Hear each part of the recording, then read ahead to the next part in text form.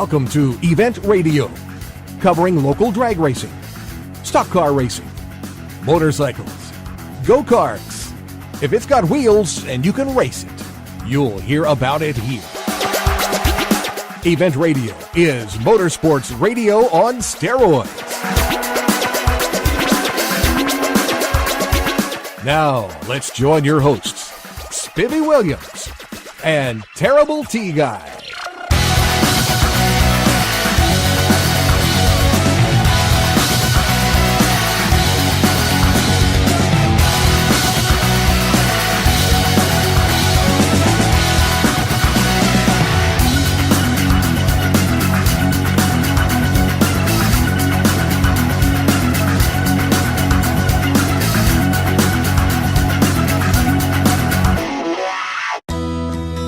Let's face it, when it comes to our vehicles, we all want more these days. More quality, more service, and more choices. So who's delivering more? It's gotta be Final Finish, South Central Kentucky's premier body shop. But Final Finish is different. Sure, they'll work with your insurance company, including AAA, to repair your ride after an accident. But their indoor facilities also accommodate semi-trucks and school buses. And they offer Rhino linings and powder coating. Visit them on Gardner Lane in Morgantown and online at FinalFinishUSA.com. Final Finish, more than just a body shop. You know, Final Finish really is more than just a body shop. They restored my ultra-cool vintage glider with sandblasting and powder coating. Powder coating looks like paint but acts like armor. They can sandblast and paint or powder coat virtually anything, from classic car parts to patio furniture and porch railings. Final Finish, more than just a body shop, on Gardner Lane in Morgantown. Quick Fuel Technology, the innovators in fuel systems, introduces the latest in high-temperature coating technology for select street and performance carburetors. QFT's new Black Diamond series features a unique satin black Teflon coating that provides award-winning good looks and lasting durability. The Black Diamond series is impact-resistant, repels all underhood chemicals, and reduces fuel temperature by 6% for improved performance. The Black Diamond series by Quick Fuel, the ultimate in form and function. All right, guys, welcome to the next edition of Event Radio. I know you're just like me. We've been looking forward to this one, this show, for a long, long time. I grew up around these guys. Buddy, I'm telling you. I've heard their name for a million years. Yeah, I know. But this show, guys, will be the fastest one probably we have ever done as far as being interested and fun and that kind of thing, because we get to talk to three gentlemen. The wise men of Beach Bend Speedway. Yeah, being the time of year it is, you need three wise men, and that's what we got. And these guys made Beach Bend what Beach Bend is today. This is the history. This is going to be the history show of the guys that actually made it all happen. We're gonna introduce you to three gentlemen that can tell us more about things than probably maybe we should know. Maybe we shouldn't know all this stuff, but we're going to bring it all to you.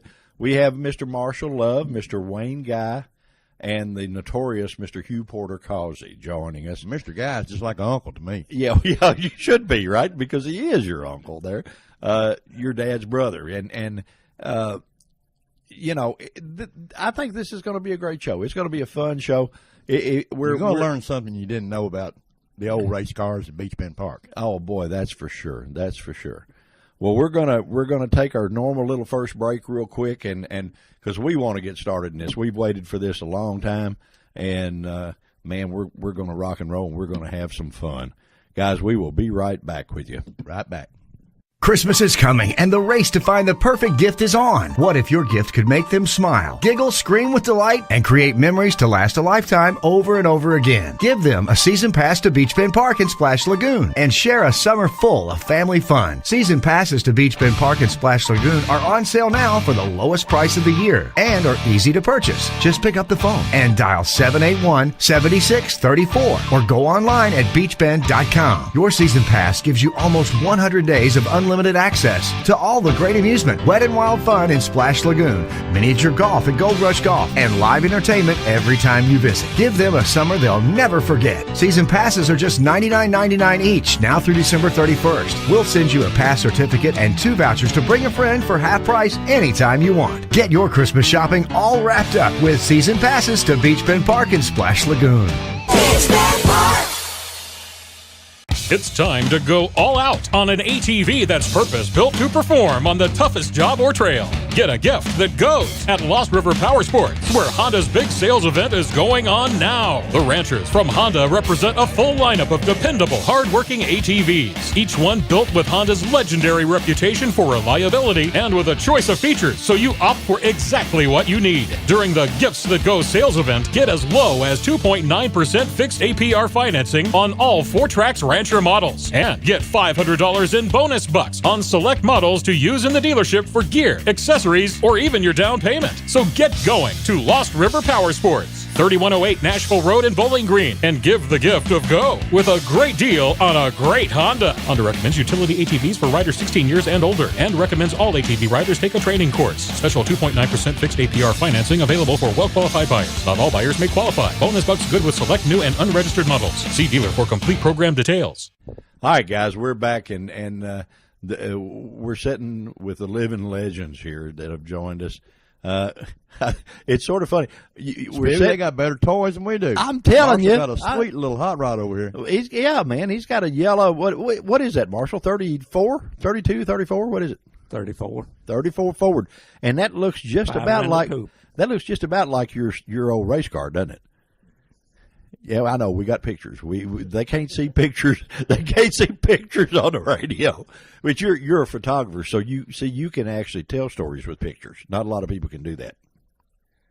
No. No. Oh yeah, you Have can. a piece of paper, and all I got's a pen. Well, that's all right. Let me ask you something. What year did you guys actually start racing? 51, I believe it was. 1951, because Elmo and Wayne here, and Wayne, we're going to get you to chime in there. You two guys actually laid that stock car track out. Right. You and there was another fellow, wasn't there? And Elmo and Billy Hudson.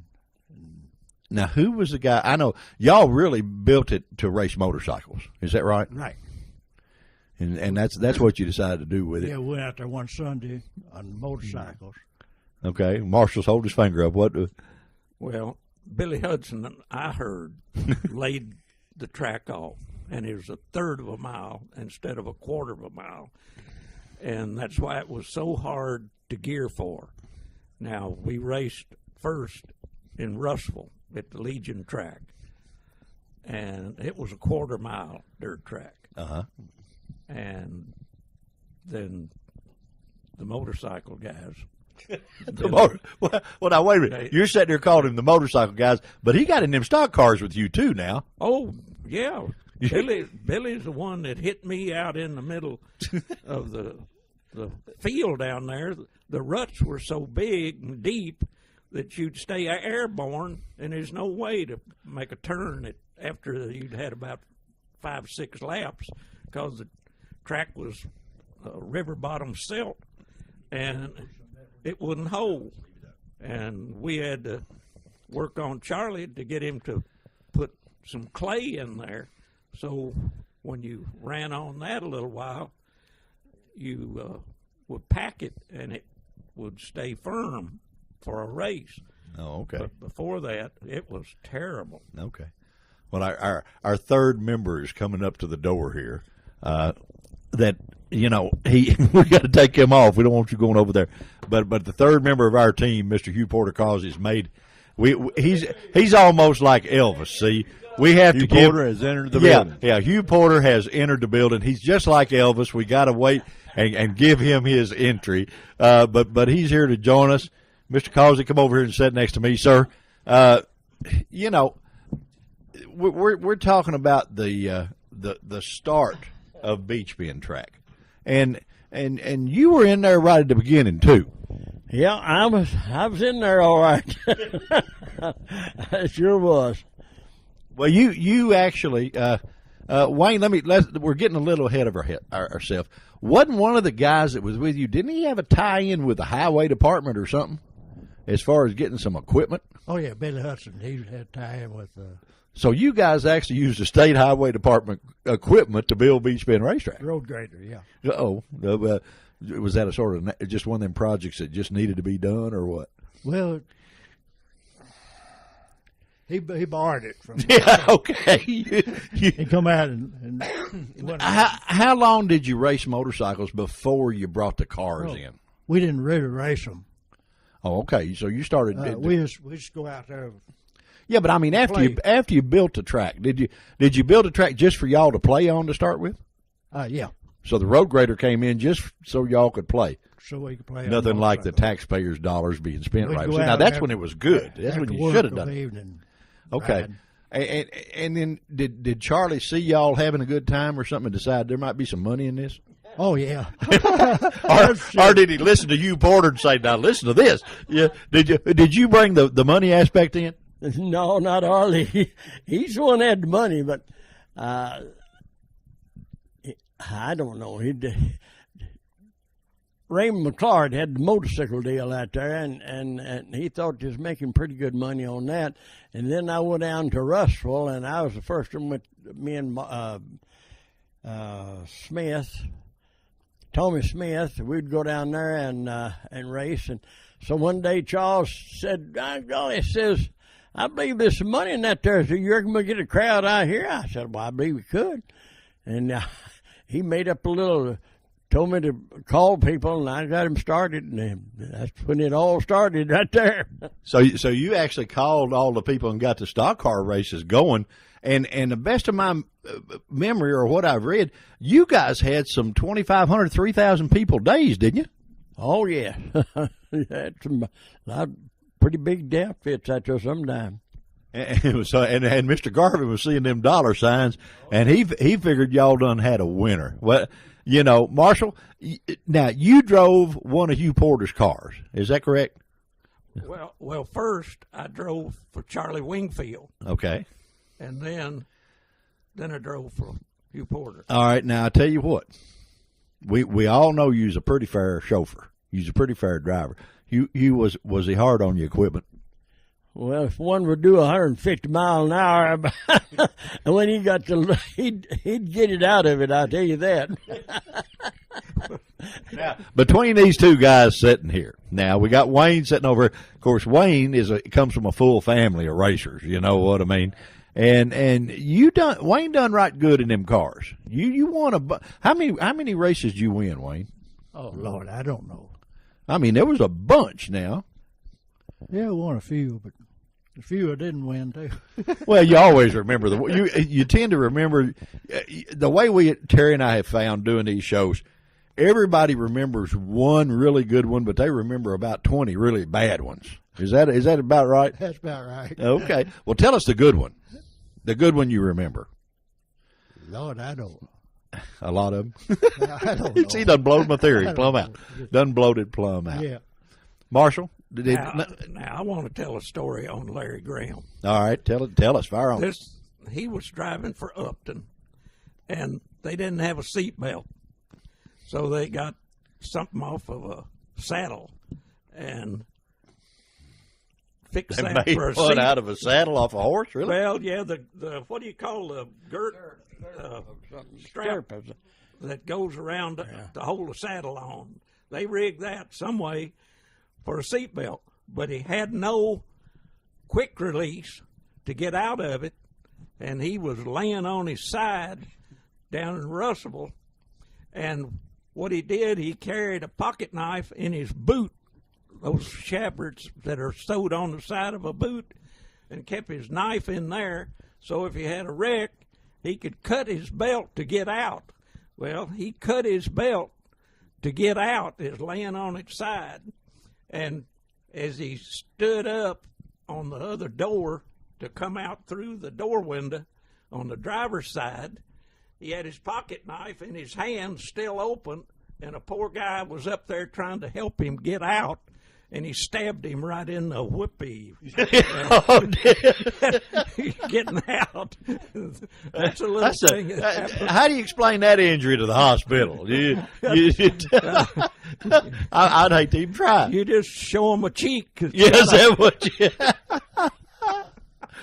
you Porter, what's the you give me your wildest story? I tell you, the time that Marshall was driving around there in the car, he even took the whole side of the car off, and you can see Marshall sitting in there with the still bolted in the seatbelt, still holding him in there, and the whole side of the car plumb out and gone. That's Billy Hudson that came out in the field where I was. Forgot the road grader, huh? I tell you, y'all had too much fun now. Y'all had a lot of fun doing it. Fun back then, man, a lot of fun, but it's changed now. Well, yeah, I know it has. But how long did you guys actually run those races for Mr. Garvin that brought in those big crowds? Lord, I don't know. He paid me $25 a day, and he kept my time, wrote on a piece of 2x4 under the seat of his truck. And he'd pull up every 2 or 3 weeks and get that piece of wood out where he wrote down what he owed me, and he'd pay me. I remember that. That's a different kind of time clock, ain't it? A bunch of termites would sure mess up your hourly wage, wouldn't they? What, Wayne, you went on and after you still ride a motorcycle, right? You got a turbocharged, what is it, turbocharged Honda? Honda Turbo, 500cc. Still riding them bikes, still having fun. I didn't ride it any last year. Well, I didn't ride mine any last year either. Don't feel bad. I'm planning on it next year. Terry's the only one who rides now. He still rides them all the time. What? But I'm just 86-year-old. Well, I know, and you're now who's the youngest bunch? Marshall, you the youngest bunch or what? Because Porter, you're 80 what? 88. 88. All right, and you're 86. Right. How about you there? I'll be 86, 15th January. So you're the young pup. So you're the young pup of the group. Yeah. It's the first time I've been the young pup of the group in a long time. Yeah. Usually, I'm 64. Yeah. Usually we're the old guys of the group. We feel like spring chickens here, boys. But I tell you what's so cool is to be able to sit here and relive the days because you guys made it what it is now. I mean, with all the stuff you did and the busted knuckles and the tore up hot rods and stuff like that, you are totally responsible for all the cool stuff that comes on or goes on in this community. I think this city should be giving you guys awards. You, Porter, now what's the deal? Miss Love comes in here and hugs your neck. Oh, yeah. That's my old girl here. I told you he's just like Elvis. When he comes in the room, he's just like Elvis. He and Glenda took us to Springfield, Tennessee to get hitched. That's right. Oh, he did? Yeah. See, I got him in there. So she's hugging you, and he's probably ready to hit you. Is that what it is? Right, you got to watch him. I tell you what, and Terry, we've said this a long time, and this sitting right here proves it. Them race cars will make friends that last a lifetime. And we're sitting here living proof because these three guys have played together and been buddies forever. I like to hear some of the stories they can't tell. Yeah, but we can't tell them on this either. That's a bad Statute of part. limitations probably hasn't run out. Yeah, on some there's yet. probably some policemen looking for some of them. I know they're probably still looking for them. Now, and of course we know. See, Hugh Porter sold all this land out there to all Walmart and all these people, but he kept his salvage yard. Now, there's a reason. See, now everybody wondering why wouldn't they all wanted to buy that? Why wouldn't he sell it? It's because he's got so much money buried out there. He can't remember where he buried it. Amen. You just can't remember where. Now, let me ask you something. On the picture up here that has Marshall on the car, it's got Causey and Reynolds. Who's Reynolds? Pete Reynolds. He, me and him was in partners a long time. And Pete was a show enough salesman at the Ford store, and Wayne worked at the Ford store for a long time. He ran all the parts stuff. They couldn't have got nothing to fix nothing without him. There is no way. How long did you work? How long did you work for Ford? 42 and a half years. 42 and a half years. Boy, I tell you what, you saw some changes just in the car business and all that. Oh, Lord, yes. You know, how true was it, and NASCAR says this, of course, they've got all these new crazy-looking cars and stuff, but how true was it where when you win on Sunday, sell on Monday? You know, when you'd watch a NASCAR race, and if a Ford would win, would the Ford sales increase on Monday? Is there anything to that? Yeah, that I don't know. You don't know? Oh, okay. You'd have to ask Pete. Have to ask Pete. Well, Pete would know. Pete Reynolds would know. Ain't no doubt about it. Let me ask you something, guys. Let's fast forward a little bit to today. You guys have seen racing bloom out to everything. I know Hugh Porter's a NASCAR fan. I'm getting ready to go to Florida now for the races. Getting ready to go to Daytona. How many you been to? You've been to a bunch.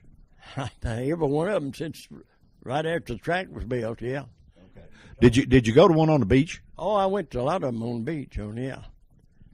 What would, you know, NASCAR is sort of losing a little bit in ratings and stuff like that. And you've watched them, you've been there longer than the people that have run in it. What would you, Porter, do to put NASCAR back in its heyday? Well, it just priced itself out of business. It cost too much to park. I used to go down and park the San Roebuck lot and go across the street and take my dinner, and now it costs you $35, $40 to park on the San Roebuck lot over there. Now they ran that part of their section, and you can't take nothing to eat in the track. You got to wait and buy them $3.50 cold drinks. They priced themselves out of business. That's all. And they got the tickets so doggone high. About $100 to get in or something. I didn't even go last year. I was right there. My house is close enough to it. I hear the cars running when the commercial comes on. But I just sat and watched it on TV. I don't want to fight the crowd. And you picked having a winter residence in Daytona strictly for the track, didn't you? Yeah. Yeah. Marshall, you would. He needs to get somebody to put him up a tower like I've got out here with my ham radio stuff on it. Yeah, where he can climb up there and watch, not have to pay him. And fix him a winch and crank that thing with a seat on it and go up there with an umbrella and watch it take from.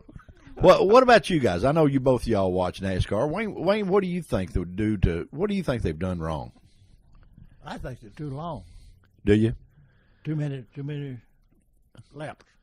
Well, that's a little bit like me, and I've gotten in a little bit of trouble saying on this radio thing that I watch the beginning, I sleep through the middle, and I watch the ending, you know, because it gets to be a little boring, you know. Yeah, I know. So you think they need to be shorter. What about you, Mr. Love? I think same thing. Most of them are too long. Too long. Yeah, okay. I'll go along with that. Now, they ran, and I know you boys did really, you did dirt racing, which that to me takes a whole lot more of a driver than I think it does. They ran the truck race this year at Eldora on dirt, and it was probably one of the most exciting and most watched races NASCAR's had in a long time. What do y'all think about that? Any one of you? I say it sounds good. Yeah, it sounds. Mm-hmm. I go along with some dirt. Well, they did run the trucks on dirt, and it was really a good race. But do you think they should actually run the Cup races on dirt? I believe it'd draw more crowds. Well, they wouldn't have to run, but a few of them. But switch it up a little. Well, and there's also been talk out there to not necessarily run the cars, but bring the top 20 drivers. Put them in different kinds of cars. Put them in a dirt stock car. Put them in a wing sprint car. Put them in a Indy car on road course. And that would tell you who the real drivers are. What do y'all think about that? I hadn't thought about it. Hadn't thought about it? Okay. Well, there's a lot of people out there right now desperately searching for an answer because NASCAR, let's face it, is huge. Well, you can tell they're doing ads now. You didn't hear them advertise. No, they never advertised before. Never advertised. Now they're advertising, trying to get you to go. And you look at what's the first race called? Well, Daytona is the first race, isn't it? No, I'm talking about. I don't know. I lose it. I forget it. The race of Champions, something like that. Nationals, they call it. It used to be Bush. Yeah, okay. The Nationals. Nationwide. Nationwide series, yeah, okay. Nationwide. Look at the crowd. Yeah. There's no crowd there at all. But then, now you're seeing a lot of empty seats on the big race on. Yep, but a lot of that, and I agree with you, Porter, a lot of that is they've made it too expensive for the working guy to be able to go, you know. Especially when you sit home and watch it on TV. You can watch it, yeah, in air conditioning your underwear, you know. I mean, you can sit there and have a big time, you know. Yeah, right. It's, I don't know, it's different. Next question, and you guys, dealing with you on history, and this is something that is also a really, really hot subject right now. Earnhardt was the driver. I think that all of you guys were probably Earnhardt fans. You were, weren't you, Hugh Porter? Oh, yes. I think everybody was. After he got killed, everybody went to dropping down right then. You guys Earnhardt fans too, or No. Wayne's not an Earnhardt fan? Okay, I'm a Suns fan. Oh, okay. You like Junior. All right. What about you, Marshall? What are you an Earnhardt fan? Not really. Not really. Okay. Not really. One of the hottest things, and I may have to ask you, Porter, on this because he's the man, and you, Wayne, too. They're bringing back the black number 3 with Richard Childress's grandson in it, Austin Dillon. That is, they say that will ruin that young man's career because people are going to hate him. Should they have done that, or should they have left it alone? You, Porter? I don't believe I'd have done that. I don't believe that's going to pay off. Well, it's going to be a lot of pressure on the young man. Well, yeah, I mean it's going to hurt him, I think, but I think that's sort of just a dumb move from the fan standpoint. Well, they've got the cars. You don't. It's the same old bunch every year. Race it didn't cost so much to build a car. I mean, they priced themselves out of business on the cars. Ain't nobody can afford a car if he's a millionaire. Well, I think now a millionaire ain't even got a shot. You gotta have like $100 million to even get in there. Marshall, what? I think they need to take drivers that have had a number and have died on that track. They need to retire that number. I agree with you. There's enough numbers they can come up with. Oh yeah. Without taking. They can come up with enough that you can't win the lottery no matter how you try, so they surely come up with enough numbers to put on the stock car races. Marshall, talking about people dying, Earnhardt, they said, hit his head and he had an open face helmet on. What kind of helmets did you guys drive in back in the Beach Bend days? I can remember Uncle Wayne's. I tell you what, we had some old tank helmets. Smith, Tommy Smith had one of them old football helmets on. What he had. Well, we started out in football helmets. I had an English motorcycle helmet that I bought a bill to put on it, and of course sprayed it and painted it all white. But I can see them out there. I can see Larry Graham in the ugliest old football helmet that ever was, the first race. What about you, Wayne? What did you have on yours? Well, I went to Nashville. I had to go to Nashville to buy one. Did you? They didn't sell them here. There's I think it was a Bell helmet. Yeah, and they're still around. I mean, they're still probably the top of the mark on the helmet deal. Yeah. Okay. All right. You said that you're a junior fan. You're not a senior fan. Right. Okay. Now, being the Ford guy, are you not a Jack Roush fan in all those cars? Oh yeah. That just but Junior's your man, huh? Yeah, I like Junior. All right, so you root for Junior in the races when you watch them now, or no? Well, not really. All right, I'm gonna get you all three fired up, and I'm gonna ask you put one name in front of you, and I want your opinion. Okay, all three of you. And we'll start with you, Porter, since he's Elvis of the crew here. Danica Patrick. What about her? Well, I want to know what you think. It helps out racing. I mean, a lot of people come just to see her. I mean, it did help out some. So, well, can the little girl can she wheel a race car? Oh yes, yeah. She's good. She's good on TV the other night too. Yeah, on that. Yeah, on that award show, everybody didn't think she'd be able to do that, and man, she went right in there. Yeah, it draws a crowd. People come just to see a woman drive. I talked to the first woman that ever drove down to Tona Smith. That was a Smith woman that first one that drove down to Tona.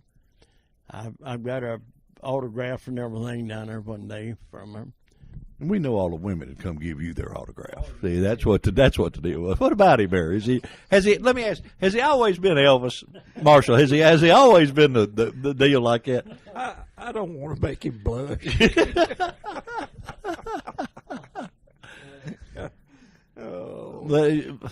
Always been a fan of the ladies are a fan of him, is what it is. He just sort of hangs out, What?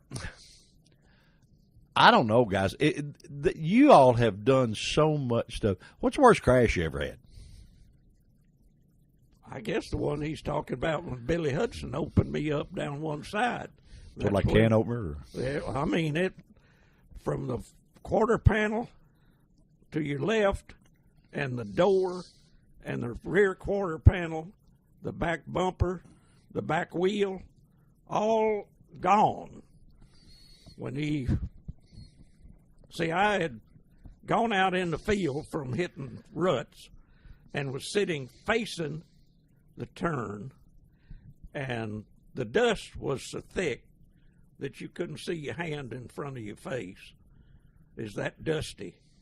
And then you hear something coming, and you say, oh, and I can't say it. Yeah, I know. I reached and twisted around in the seat. I was sitting in an aluminum aircraft seat with no padding, and I twisted and a football around. Helmet. No, I had that English motorcycle helmet. Oh, okay. And grabbed the roll bars and pulled myself away from the sound I heard coming. Uh-huh. And then that's when. Then you wound up being air conditioned on one side. I was air conditioned on one side, and that's when my bride saw the car and said, "You're done. You got your choice." Well, we know what choice she made because she's a nice lady. We know what choice she made. Wayne, what about you? What's the wildest one you ever went through? Oh, I didn't have no bad ones. You drove well. Is that what you're saying? I was just lucky, I guess. Yeah, it's hard to get run over when you're in the front. He stayed out of Billy Hudson's way. Yeah, the road grader wasn't there. When you're in the front, you don't get in a lot of trouble. See, that's what it was. How many races did you win out there, I really don't know. A lot. Yeah, I won a lot of them. All right, let me ask you something. How competitive were you and Elmo? What? How competitive with each other were you and Elmo? Oh, real bad. Really bad. And Elmo, I know because Terry and I hung out with Terry when I was a kid a lot. But he was just as competitive throwing quarters against the wall as he was in a race car. You the same way? No, I don't think so. I believe you probably are. One day, but you wouldn't beat him the next, because he would practice it up till he beat you. We'd go to a track, and he'd walk while the rest of them were drinking beer and hiding around. He would be out of walking the track looking for a soft spot to crowd a guy to get him off, run him off the track. Did Marshall, you raced against both brothers. Yeah. Which one was the toughest? Either one.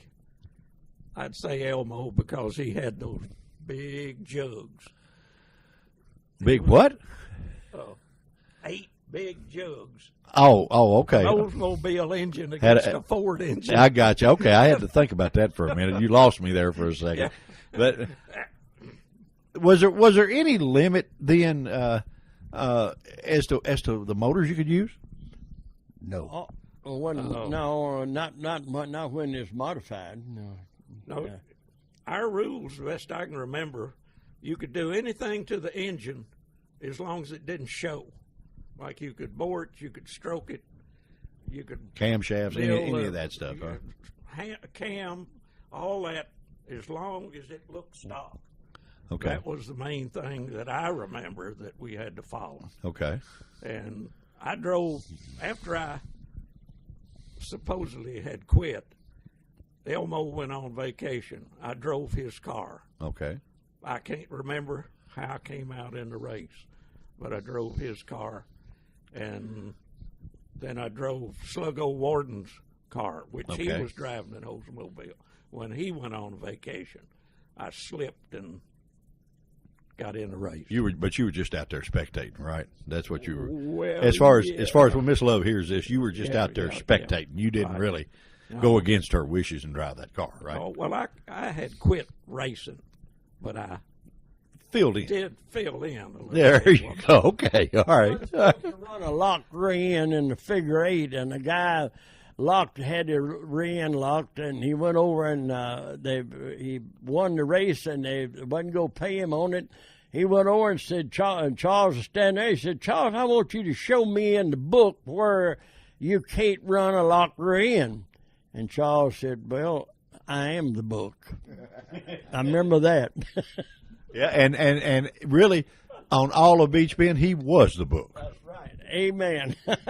And you know, when I got in trouble over there, when I had to have some help, I know not to bother him. In fact, because when he come up, they'd look at him and they see that little bitty skinny guy, they'd pop off, and that's all it took to say one word. He'd slap him, boy.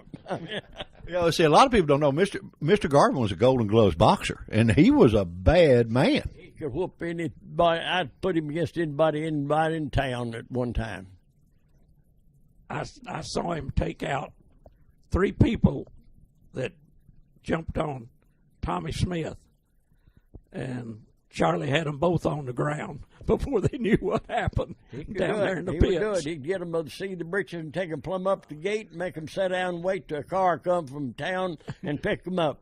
And Ed Porky Hudson was a champion and wore that big jacket around here with them boxing gloves on it and all that. And Charles learned him to fight and all that and took him around. And one day he got drunk and he decided he was going to whoop Charles. And he went out there and Charles whooped him up, took him up the gate and made him sit there and wait till somebody come and got him. Ain't nobody could whoop him. I've seen him too much.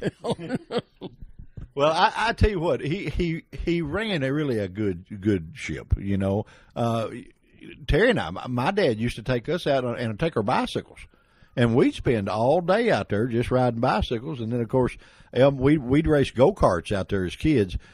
Marshall, didn't you race go-kart some out there, or did you? No, you didn't? Okay. Well, I know you took pictures of it some. I remember that, but you took pictures of a lot of stuff. So Never run the business like Charles Garvin and Pauline Tabor. there you go. They had 2 in Bowling Green that couldn't be replaced. They've tried it. Well, you know, you go anywhere back those days. No Pauline Tabor. Well, Beach that's the Bend 2 Park. things that Bowling Green was known for. Go to California, you still mention Pauline Tabor, and they know where you from. Yeah, that's right. I know a little tale that I could tell about a conductor on the railroad. Let's do it. But no, You can't tell it. Oh, no, okay. It's pretty sticky and nasty. I can't. I know our buddy Wayne's sitting over awful quiet now. He's just being real quiet about the whole thing. You wasn't ever a conductor, was you, Wayne? Yeah, you wasn't a train conductor, were you? That's what. But it's funny. She would, when I was a little kid. Now I'm gonna tell you a little bit about Miss Tabor. My parents ran a restaurant, and she would eat there a lot. And guys, for you people out there that may be in California or New York or wherever you are listening to this, Miss Pauline ran a house of ill repute here for I don't know, lots of years. But I think most of the city officials patronized her, and they pretty much left her alone. But she would eat in my dad's restaurant, and I would go. She was sort of like sitting talking to your grandmother, because I would go. I was just a little kid, and I would go sit down at the table with her and talk to her. And she was a great lady, sweet as she could be. And she always told me a thing. She said, "Now, son, when you grow up," said, "you get in a business that operates like mine." And I never understood until later on in life what she was talking about. She said, "But you get into a business where you sell it and you still got it."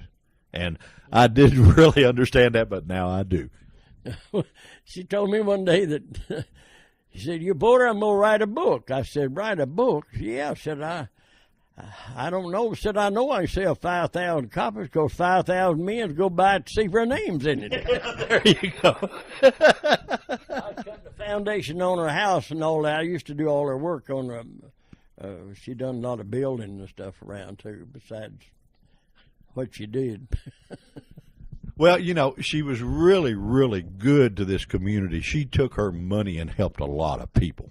Yep, she put a refrigerator out in the barn and put meat and stuff to make sandwiches, and all my truck drivers and everything. They got everything you wanted to eat and all that while we was building our house out there. Stella Cassidy built her house. Bubba Webster did the work. Now, is this the house in Plano that she built? The one that had the big fallout shelter and all that down on stairs and all that. I mean, yeah, my mom catered some parties out there, and there was a rumor that house had diamond dust sprayed in the ceiling. Is that true? Yeah, I had to take my wife out there and show her one day, and she took her in and showed her that house. She turned the light on, it all glistened up and all it. Yeah, she had it fixed. She had a really nice house. And she used to have a real Coke machine, because I know when I would go out there, she would hit the button or whatever she needed to do where I could get whatever I wanted. But she drank probably as many Cokes as I do now, you know, and she had that in her house and had the little bottle Cokes, the little nickel bottle Cokes. She said, "I don't want to step in this house over 6 inches because I'm going to be in a wheelchair one of these days, and I don't want to be shook up crawling up old steps and stuff." I remember that. So that's what y'all did, huh? What the lady wanted. There was a time that, I don't know, the Bowling Green got a reputation of being like Little Chicago. Is that y'all remember any of that stuff? Oh yeah, it's had that a long time. At one time, it was just about. Well, I know that I remember one time. Of course, my dad was the ABC guy at one time, and thank goodness he got along with all of them. But I can remember coming up College Street, and all of a sudden the liquor store blew up. There's several of them blowed up around here.